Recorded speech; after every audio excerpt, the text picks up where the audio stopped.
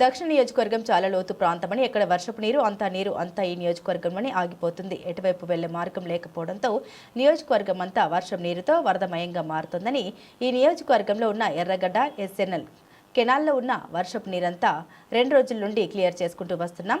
ఈ 2 రోజుల నుండి రెవెన్యూ సిబ్బంది కానీ, పోలీస్ శాఖ కానీ, జీవీఎంసీ సిబ్బంది కానీ మాతో పాటు ఉండి నియోజకవర్గంలో వరద నీటిని క్లియర్ చేసే పనిలో ఉన్నాం.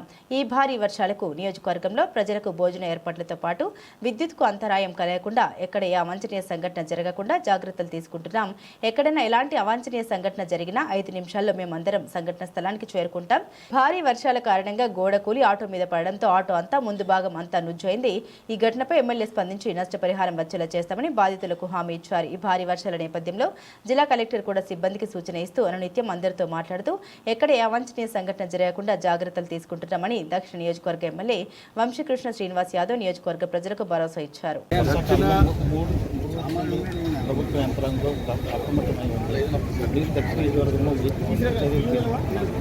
దక్షిణ నియోజకవర్గం అన్నది లోతట్టు ప్రాంతం, ఇది ఓల్డ్ సిటీ. సో సిటీలో ఎక్కడి నుంచి వాటర్ వచ్చినా కూడా ఈ నియోజకవర్గంలోనే ఆగుతుంది. సో ఒక పక్క ఎర్రగడ్డ, ఒక పక్క ఎస్ఎల్ కెనాల్, ఇవన్నిటిని కూడా పూర్తిగా క్లియర్ చేసుకుంటూ ఎక్కడ వాటర్ లేకుండా గత 3 రోజులుగా రెవెన్యూ సిబ్బంది, జీవీఎంసీ వాళ్ళు, పోలీసు వాళ్ళు పూర్తిగా సహకరిస్తూ ఉన్నారు. సో వాళ్ళతో పాటు మేము కూడా ఉదయాన్నే 6 గంటలకల్లా వెళ్ళాం. నియోజకవర్గంలో ఎక్కడెక్కడ వాటర్ స్టక్ ఉంది, ఎక్కడెక్కడ ఏ ప్రాంతంలో ఏమైనా ప్రాబ్లం అన్నీ చూసుకొని అన్నీ క్లియర్ చేసుకుని వచ్చాం. ఇప్పుడు మా మస్కాల్ సోదరుల దగ్గర కూడా రావడం జరిగింది. వాళ్ళు కూడా అంతా హ్యాపీగా సేఫ్గా ఉన్నారు, ఎటువంటి ఇబ్బందులు లేవు. ఎవరు కూడా మా అసోసియేషన్ ద్వారా వాళ్ళందరూ కూడా ఇన్ఫార్మ్ చేస్తున్నారు. సో వాళ్ళందరూ కూడా చాలా హ్యాపీగా ఉన్నారు. ఇంకా ఇవాళగా ఇంకా 2-3 రోజులు కానీ ఉండే పని అయితే ఇవాళ కొన్ని భోజనాలు ఏర్పాటు చేయమని అందరూ కూడా భోజనాలు ఏర్పాటు చేస్తాం. రానున్న రోజులు దీన్ని ఏదైనా తీవ్రత ఉన్నా కూడా ఎదుర్కోవడానికి సిద్ధంగా ఉన్నాం.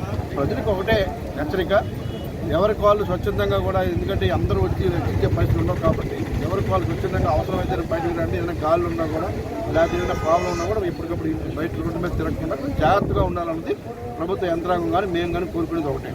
సో రోడ్డు మీదకి వచ్చి ఊరికి తిరగకుండా కొంచెం ఎక్కడైనా ఇబ్బంది ఉంటే మా దృష్టికి తీసుకొస్తే చాలు.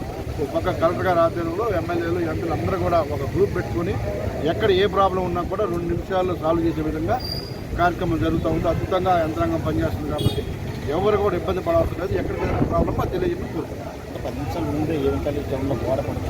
చిన్న పేవెన కాలేజీ చిన్న గోడ పడింది. నేను విజిట్ చేశాం, ఎంఆర్ఓ చెప్పాను, నష్టపరిహారం ఇవ్వమన్నాం. మేము కూడా ఆర్థిక సాయం చేస్తున్నాం. ఎలక్ట్రికల్ కూడా చెప్పాం, ఇమీడియట్గా క్లీన్ చేసుకున్న ఆ ఎలక్ట్రికల్ అయినంతా కూడా వాళ్ళు వచ్చి చేశారు. అది ఆల్రెడీ ఇష్యూ క్లోజ్ కూడా చేసాం. సో ఎటువంటి ఇబ్బంది లేకుండా 10 నిమిషాల్లో అన్నీ కూడా యంత్రాలు క్లీన్ చేస్తాం. ఓకే. మన రాత్రి నుంచి వర్షాలు పడుతున్నాయని కంటిన్యూ కదా, అందరికీ తెలిసిన విషయమే. యాక్చువల్లీ ఈ గోడ గురించి లాస్ట్ టైం వర్షాలు పడినప్పుడు కూడా డిస్కషన్ వచ్చింది. ఈ గోడ బాగాలేదు, దీని దగ్గర వాహనాలు ఏమి పెట్టద్దు అంటే, సరే ఎప్పుడో కూడా పడిపోద్ది అంటారు కదా, ముందు మీరు చేయొచ్చు అని చెప్పి ఆల్రెడీ మాట్లాడుకున్నాం కూడా. లేకపోతే బండి కూడా సంవత్సరం అవుతుంది, ఇంకా మనోడిదే బండి. ఇంకా ఆ బండి ఈఎంఐ కూడా ఇంకా క్లియర్ అవ్వలేదు. నెలకు 10,000 ఈఎంఐ కట్టుకుంటున్నాడు. ఈ వర్షంలో మొత్తం బండి అంతా ఇన్సూరెన్స్ వస్తుందో రాదు తెలియని యాక్ట్ ఆఫ్ గోడ్ అంటారు. ఇన్సూరెన్స్ మనకు పవన్ కళ్యాణ్ సినిమా గోపాల అలా తయారవుతుంది దీని పరిస్థితి. యాక్ట్ ఆఫ్ గార్డ్ అంటాడు, ఎవరిస్తారు దీని డబ్బులు? అదే ముందే చేసుకుని మా తమ్ముడికి బాధ ఉండదా? ఫ్రీ బస్సులో సగం బేరాలు పోయాయి. ఈ వర్షాల వల్ల బేరాలు ఇప్పుడు చూస్తే బండి చూస్తే మొత్తంలో పాడైపోయింది. నెలకు 10,000 రూపాయలు ఈఎంఐ కట్టుకోవాలి. రీజన్ మొన్న కొన్న బండి తీసుకొని తమ్ముడు రమేష్ గారు బండి పేపర్ చెక్ చేసుకుని తమ్ముడి పేరు మీద ఉంటుంది. హరీష్ చెక్ చేసుకుని బండి పేపర్ మీద ఉంటుంది. ఇందులో గవర్నమెంట్ ఇబ్బంది ఏం కాదన్న, పరిస్థితి ఎవరైనా ప్రాబ్లమ్స్ వస్తున్నాయి. అది ముందుకుంటే ఈ గోడ పరిస్థితి బాగాలేదు, ప్రతి ఒక్కరికి తెలుసు. ఇటు మెడికల్ డిపార్ట్మెంట్కి తెలుసు, ఇటు జీవీఎంసీ వాళ్ళకి తెలుసు. ఈ బళ్ళు ఇక్కడ కాకపోతే ఇంక ఎక్కడ పెట్టుకుంటాం, నాకు తీసుకుని ఇంట్లో పెట్టుకుంటాం. మా చిన్న బళ్ళు ఏమైనా ఇంట్లో పెట్టుకోవడానికి, సందులో పెట్టుకోవడానికి. అది ముందే చేస్తే మా తమ్ముడికి బాధ ఉండదు కాదు కదా. ఇప్పుడు ఈ పరిష్కారం ఎవరు చేస్తారు? స్థానిక ఎమ్మెల్యే గారు ఇప్పుడు వచ్చి కన్యాయ పెట్టలేదు, మా కంటికి కన్యాయ పెట్టలేదు ఆయన. మాకు తరఫున మా డ్రైవర్ తరఫున ఒకటే కోరుకుంటున్నాం, మా నోడికి నష్టపరిహారం గవర్నమెంట్ ఇస్తుందా, ఎవరు ఇస్తుందో మీకే తెలియాలి. ఇప్పుడు ఆడ పెట్టుకోవాలి. ఇప్పుడు దానికి ఎలా కాబట్టి 20-40 వేలు ఈజీగా అవుతుంది. ఆ పని చెప్పడానికి అవ్వదు. తెల్లాలి స్కూల్ పిల్లలకి వెళ్ళకపోతే కానీ మాకు అవ్వదు. స్కూల్ కూడా సెలవులు ఇచ్చారు. ఆ ఫ్రీ బస్ వాళ్ళు బేరాల్లో ఇంకెప్పుడు ఇక్కడ పరిస్థితి పడుతుంది. ఎక్కడ తీసుకుని డబ్బులు పెట్టుకుంటాం? అది వీళ్ళప్పుడు ఏదైనా సరే పరిష్కారం అన్నది వాహన మిత్రాన్ని 15,000 రూపాయలు వేసారంటే ఆ వాహన మిత్ర డబ్బులు అలాగా ఆటోతో ఎఫ్సీకి దానికే వెళ్ళిపోతాయి. చేతిలో ఏం మిగలదు, రూపాయి కూడా మిగలదు. ఇప్పుడు మళ్ళీ చేర్చుకోవాలని ఎక్స్ట్రా డబ్బులు ఖర్చు అవుతాయి. దానికి ఈజీ పైన 1,00,000 పైన అవుతుంది ఆ బండికి. మొత్తం అర్థం దాచి మొత్తం బిల్ అయితే అదే లేకపోతే మనిషిగా లోపల కూర్చొని చచ్చితే పోతుంది మనిషి అయితే ఏకంగా. అప్పుడు నాతో పాటు తీసుకొని అదే ఉదయం పూట వాళ్ళు తీసుకొని అదే తమ్ముడు మీద పడిపోతే ఫ్యామిలీ నిన్ను ప్రాణం పోయినట్టేనా అది ఇప్పుడు ఎందుకు చెప్తున్నా గోడ పడిపోతుంటే చేయించినట్టు వచ్చి ఈ చెవులో అంటారు చెవులో వదిలేసి దండనెట్టి వెళ్ళిపోవడం తమ్ముడు చెప్పమ్మా, ఎమ్మెల్యే గారు వచ్చారు, ఎటువంటి భరోసా ఇచ్చారు మీకు? ఎమ్మెల్యే గారు వచ్చి చూశారు కదా, ఏమని అన్నారు? అడిగావా సార్ మరి ఏంటి నాకు స్వరాన్ని ఇస్తారు లేదు చెప్పండి. ఎమ్మెల్యే గారు వచ్చారు కదా, ఏమన్నారు? ఇన్సూరెన్స్ పెట్టుకోమని చెప్పారు. ఇన్సూరెన్స్ పెట్టుకోమన్నారు. తర్వాత చూస్తాను. ఈ ఆటో మా అబ్బాయిది ఆటో వేసుకుంటాడు. నిన్న మధ్యాహ్నం ఊరంతా పెట్టుకెళ్తే తెల్లవారు మళ్ళీ వచ్చేటప్పటికి ఆటో గోడ పడిపోయిందండి. మాది 36 వార్డు నెంబర్ రంగిరీది. ఇది మాకు జీవనోపాయం ఆటో. మా కాదు ఎమ్మెల్యే గారు మరి మా కాదు చూస్తారని కోరుకుంటున్నాము. ఇల్లు పడిపోయింది, ఇల్లు పడిపోయిన ఇంట్లోనే మేము బ్రతుకుతున్నాము.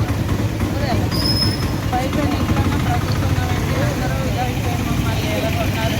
కానీ పని మీద మాకి డబ్బులు పెట్టు పట్టుకొని చనిపోయినా పని చేసుకొని అమ్ముకుంటారు. మాకు అదే బతుకుతారు. ఆ బతుకుతారులేని ఈరోజు గోడ పడిపోయి మాకు ఎమ్మెల్యే గారు కానీ పెద్దలు కానీ మాకు ఏమన్నా సహాయం చేస్తారని మేము అడుగుతున్నామండి. మమ్మల్ని బతిమాలు అడుగుతున్నాం. మాకు ఆధారపడి ఏ వ్యాపారం చేస్తాడమ్మా? ఏ వ్యాపారం చేస్తాడు బండి మీద? ఎవరండి గాజులు అవి అమ్ముకుంటున్నామండి. ఆయన అది ఉదయం వచ్చి కార్పొరేటర్ గారు చూశారు కదా, ఏమన్నారు?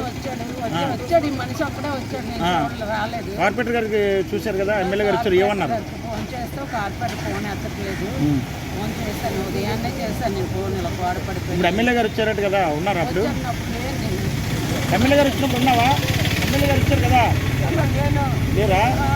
ఎమ్మెల్యే గారు వచ్చారట, భరోసా ఇచ్చారట. మీరు వాటి కార్పొరేటర్ కానీ ఎమ్మెల్యే గారిని కలాలా, కలిస్తే మీకు న్యాయం జరుగుతుంది. అదో కార్పొరేట్ ఆ ఫోటో తీసుకొని వెళ్ళండి, ఫోటో తీసుకొని వెళ్ళి